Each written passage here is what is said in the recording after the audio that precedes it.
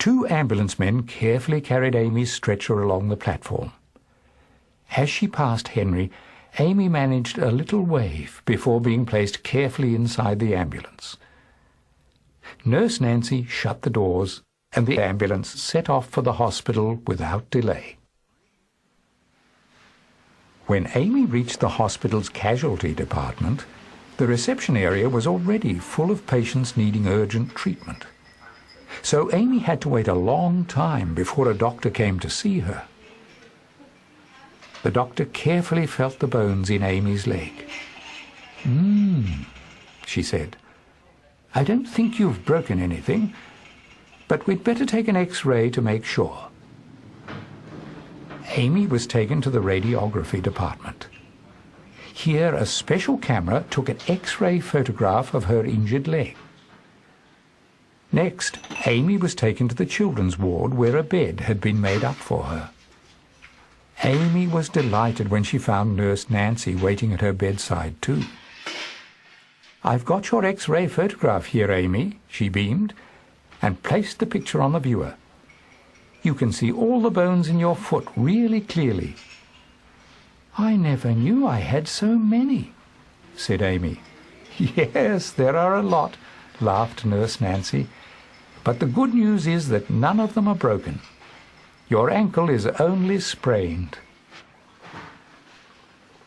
Nurse Nancy carefully bandaged Amy's ankle. "Just to help you keep it still for the next few days," she explained. Then a doctor came and looked at Amy's X-ray. "You'll soon be jumping about again, young lady," he laughed. "In the meantime, the best place for you to rest your ankle is back at home." Amy was pleased that she didn't have to stay in the hospital, and her strapped-up ankle felt much better already. Nurse Nancy took Amy outside the hospital in a wheelchair.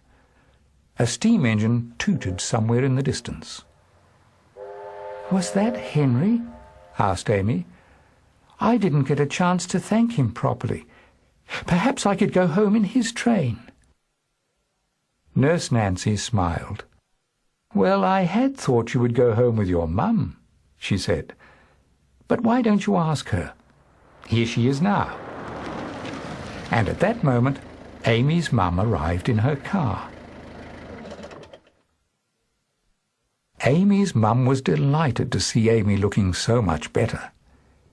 She helped Nurse Nancy lift Amy into the car and then folded up the wheelchair and stored it in the boot.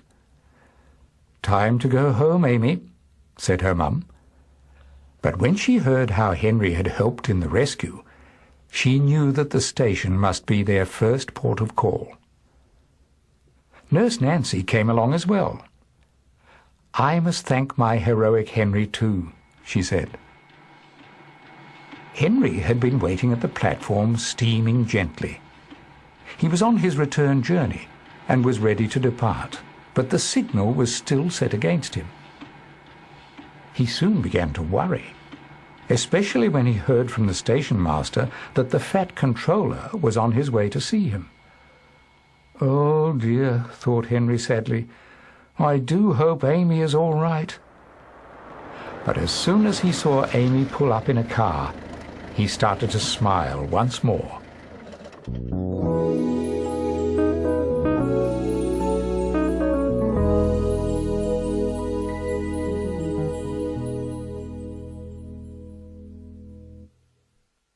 Amy was delighted to see Henry again, and Henry was thrilled that Amy had come to see him. "Now you've got wheels, just like me," he smiled. Amy giggled. "Thank you for helping me," she said. "It was fun riding to hospital in your carriages." "You must come for a ride again once your foot is better," said the fireman. "You can stand on the footplate." Everybody laughed.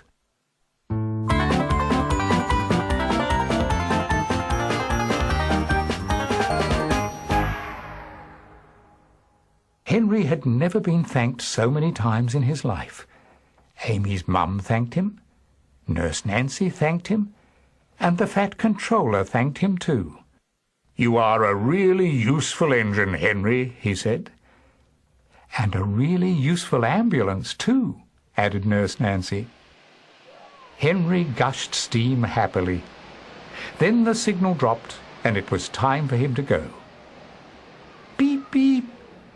"Goodbye, Amy," said Henry. "Get well soon."